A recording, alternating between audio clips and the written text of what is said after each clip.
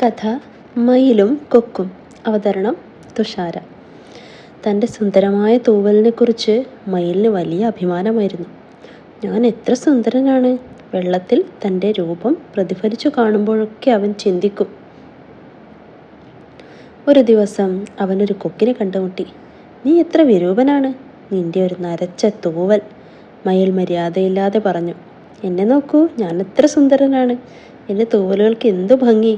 ഞാൻ എൻ്റെ ചിറക് വിടർത്തുമ്പോൾ